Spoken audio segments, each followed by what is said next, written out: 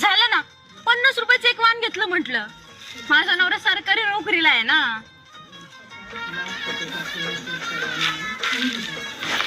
इकडं पा, ऐका ना, तिने जेवढं महागाचं वाण घेतलं ना त्याच्या डबल किमतीचा मला द्या. तू कशाला मागायचं घेती? कशाला घेती म्हणजे?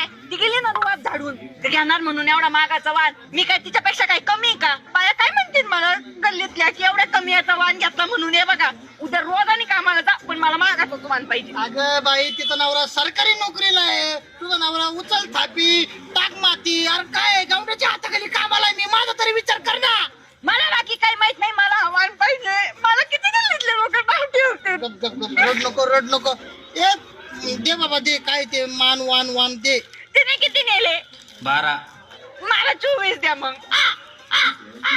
दे दे दे दे. बायको माझी छान र छान